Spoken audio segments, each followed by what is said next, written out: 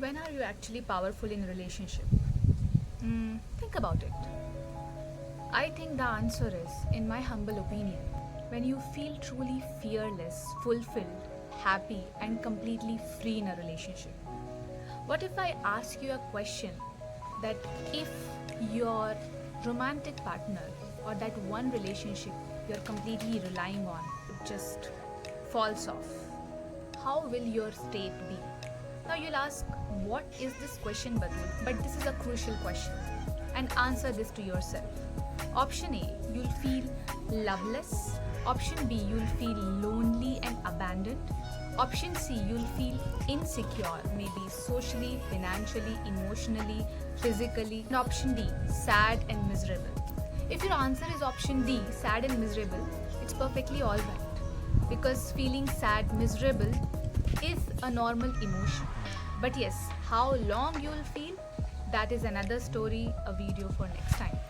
But if your answer is A, B, or C, or all of that, then maybe you are one of those people, or one of those women especially, who is too much attached to that one relation or those relations. Your entire identity, your entire life revolves around that one relationship. You have engulfed yourself in that one relationship so much that you have lost your sense of self. And that happens mostly with anxiously attached individual, which many of us women are. The answer to it is detachment. Hi, this is Batul Diwan. If you are new to my channel, I am a coach, scientist, an actor, and a newly evolving event host. And I am on a movement to help those individuals, especially women and now men also, who feel stuck, lonely, loveless, who are going through some professional or personal challenges, and who want to evolve themselves inside out to feel connected, abundant, fulfilled, free, and flowing in all the areas of life. So if you want to join this movement, if you want any kind of support, personal or professional, I'll leave in the description box few links to join my WhatsApp community or to book a one-on-one free call with me where you can discuss any of the challenges. By the way, I coach also, so if you require any support, I'm here to help. Now coming back to today's topic, which is detachment, which is the key how to deal with those situations. Now I've already discussed the context of detachment, what is it, and it is, by the way, not as villainized as we think. The actual detachment is not what we usually think. If you want to get a context, I would highly encourage you to go back to that video. I'll here develop deeper understanding.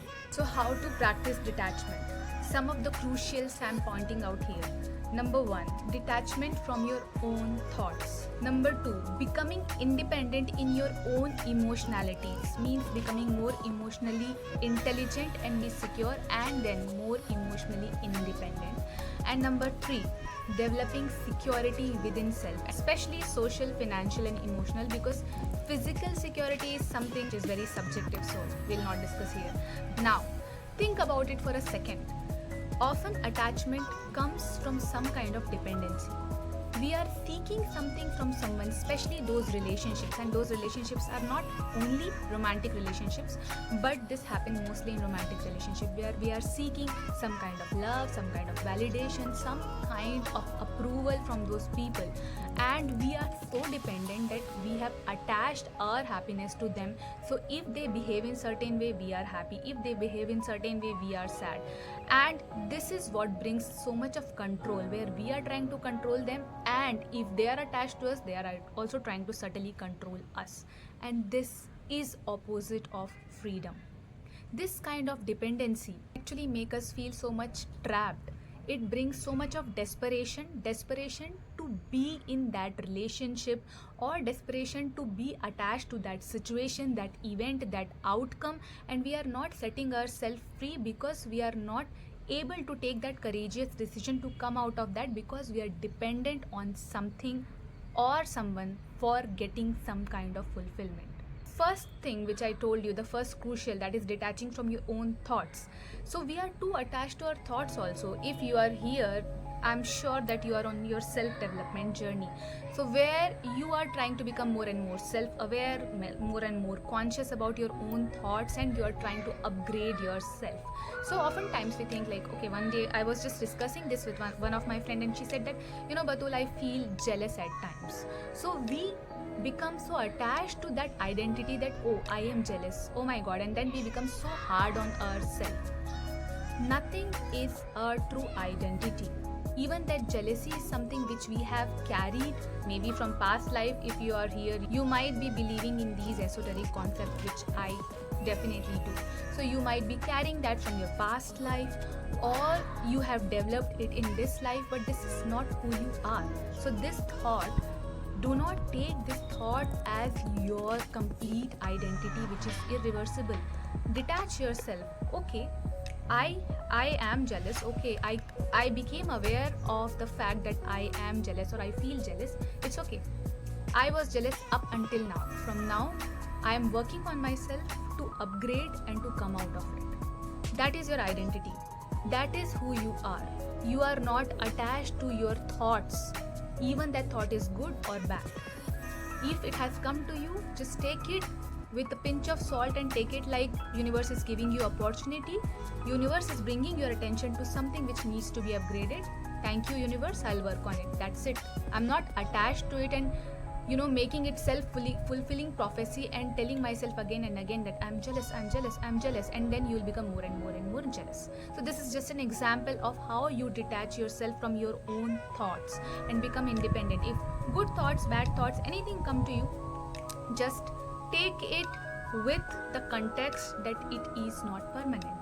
So when we shift the context and shift the perspective, everything which comes to us becomes an opportunity. Every experience which comes to us becomes worth fully living in. So that was number 1, detachment from your own thought. If you require further support, if you want to understand more, you can definitely reach out to me. Number 2 was becoming more and more emotionally independent, which is a step-by-step process which we will discuss sometime else. And number 3 was becoming more and more secure within yourself, emotional, financial, and social. Because when you become secure in your own self, especially emotionally and financially, think about it, financial security is very important. Then you are not dependent on someone else, and that is what gives you true power. That if something is not serving you, if that relationship is not aligned, you have the power, you have the courage to walk away. Otherwise, many of us, especially women, choose to stay in that toxic relationship because they are dependent financially on their partner, or they have children, and all of that leads to so much of attachment and bondage. Instead, if you are financially secure, if you are emotionally secure, you are not there for some kind of seeking, some kind of dependency, and that gives you the true power to love someone selflessly, because you aren't attached, desperately seeking love or validation or anything from someone. So that is it for today. In our next video, I will give you some key crisp steps or some key crisp principles which you can practice in your daily life and which can make you more and more proficient in practicing detachment. Alright, so that is it for today. Like the video if you like the content, share it with people who require it, and subscribe my channel. It will help me reach more and more people like you, and it will help you remain connected with me for more such simple content to level up your life. My name is Batul, and thank you so much for watching.